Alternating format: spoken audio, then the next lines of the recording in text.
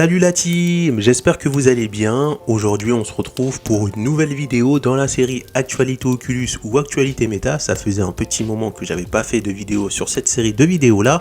Et aujourd'hui on va non seulement parler des dernières infos de l'Oculus Quest 3 ou MetaQuest 3, mais on va également parler d'une stratégie de Meta, de Mark Zuckerberg. Comment grâce à ce nouveau casque qui va sortir sur le marché, Meta va pouvoir rebondir sur le marché et reprendre sa place de leader et ainsi engranger pas mal d'argent. Simplement parce que depuis quelques années, depuis des mois, Meta fait que se casser la tête sans être vulgaire sur le marché, des pertes financières énormes, également des licenciements énormes et surtout le départ de John Carmack qui était quand même un des cadres dans la société Meta qui a décidé de démissionner. Mais grâce à la sortie de ce nouveau casque, Meta va pouvoir rebondir sur le marché. Vous allez découvrir tout ça dans cette vidéo. Alors n'hésitez pas à vous abonner à la chaîne, à mettre un gros pouce bleu et activer la cloche de notification parce que ce sont des moyens gratuits qui permettent de soutenir la chaîne. Premièrement, ce qu'il faut savoir, c'est que les dernières images qui circulent sur le MetaQuest 3 sont en fait des rendus 3D qui ont été créés par un modélisateur nommé Marcus Ken. Ce dénommé Marcus Ken les a créés à partir d'une fuite d'informations liée au projet Stinson qui n'est d'autre que le nom de code du MetaQuest 3 ou Oculus Quest 3, appelez-le comme vous voulez. En d'autres termes, le MetaQuest 3 devrait fortement ressembler à la modélisation de Marcus Ken. Mais bien sûr, ça se trouve que à la fin, dans les finitions, le MetaQuest 3 devrait avoir quand même quelques différences. Mais ça reste à confirmer. Ce qu'on remarque sur le premier coup d'œil sur cette modélisation du Future Quest 3, on retrouve trois marques noires en forme de pilule sur le devant du casque. Normalement, ça devrait être destiné à permettre un pass-through en couleur en haute qualité. Il s'agit de deux caméras noires et blancs, deux caméras RVB couleur et d'un capteur de profondeur. Normalement, le casque aurait aussi deux caméras supplémentaires sur les côtés. Lorsqu'on regarde un peu la nouvelle architecture du MetaQuest 3, son design, il y a de fortes chances que la réalité mixte sera un atout fort du MetaQuest 3. Et le petit trou qu'on retrouve au milieu sera sûrement un capteur de profondeur, comme le capteur que l'on retrouve sur le casque Holland 2. Mais ça reste à confirmer. Bien évidemment, les nouveaux capteurs qui seront sur le MetaQuest 3 devraient améliorer le rendu des mains et devraient rendre ça encore plus adapté à un usage quotidien.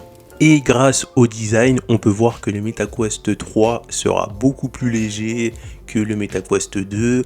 On va retrouver aussi les lentilles Pancake qui étaient également disponibles sur le MetaQuest Pro qui devrait fournir des images encore plus nettes et ça c'est vraiment pas mal. Ce qu'il faut savoir c'est que l'été dernier les premiers indices concernant l'affichage du MetaQuest 3 ont été découverts dans le firmware bêta de la mise à jour 43 par le chercheur de données Sam Mulia.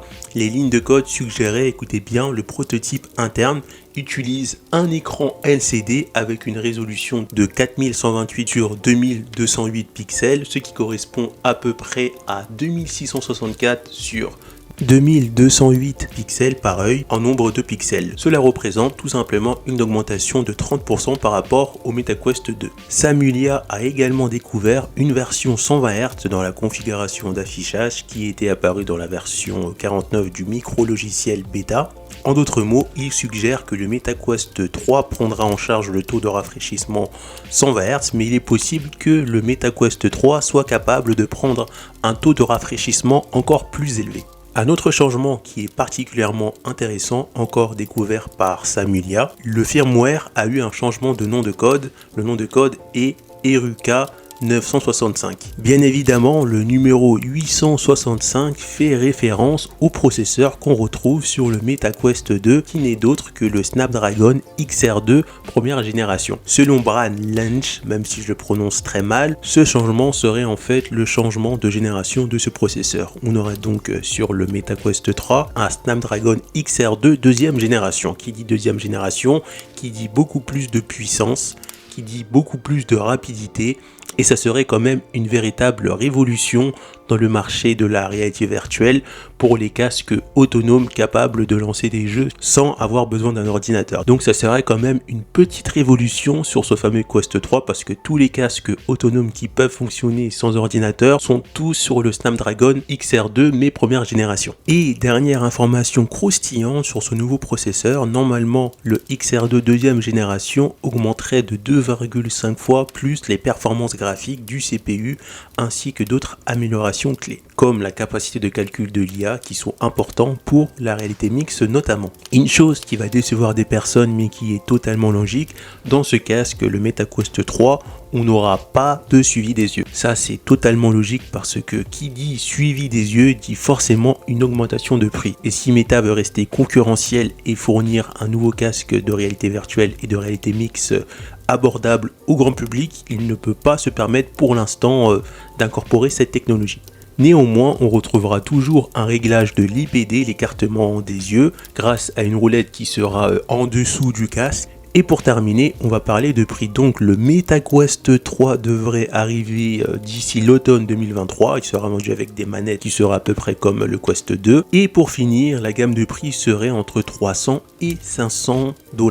Donc voilà toutes les informations concernant le MetaQuest 3. Donc on se retrouve dans la deuxième partie et je vais vous expliquer pourquoi le casque MetaQuest 3, quand il va sortir, va permettre à Meta de revenir sur le marché. Déjà, on sait que Meta a fait énormément de recherches dans le marché de la réalité virtuelle, a investi énormément de millions, voire des milliards d'argent pour la recherche dans la réalité virtuelle, notamment pour la métaverse, etc. Il faut aussi prendre en compte que le casque MetaQuest 3 va être le premier casque VR qui va sortir sur le marché avec le Snapdragon XR2, mais deuxième génération. Qui dit deuxième génération, qui dit forcément plus de puissance. Donc plus de puissance au niveau des jeux, cela signifie une meilleure qualité, plus d'images par seconde, avec une meilleure qualité, c'est-à-dire qu'on va mieux voir de loin, etc. Donc ça va être une petite révolution dans le marché de la réalité virtuelle. Mais ce n'est pas tout. On sait que Meta a acheté pas mal de studios VR qui produisaient des jeux en réalité virtuelle, et grâce à ça, Meta peut se permettre de se privatiser certains jeux pour le sortir uniquement dans leur écosystème de jeux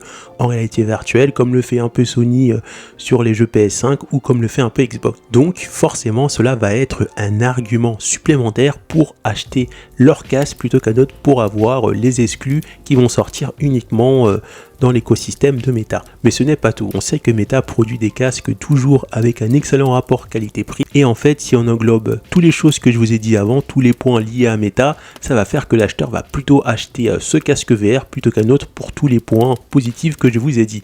Et grâce à ça, Meta va pouvoir rebondir sur le marché. On arrive à la fin de cette vidéo. J'espère que cette vidéo t'a plu. J'espère que tu as pu avoir un bon aperçu de ce que va être l'Oculus Quest 3 ou MetaQuest 3 et que tu as pu comprendre également un peu leur stratégie marketing pour vendre toujours plus de casques VR. Et bien sûr, n'hésite pas à me dire en commentaire ce que tu as pensé de la vidéo et on se retrouve pour une prochaine vidéo.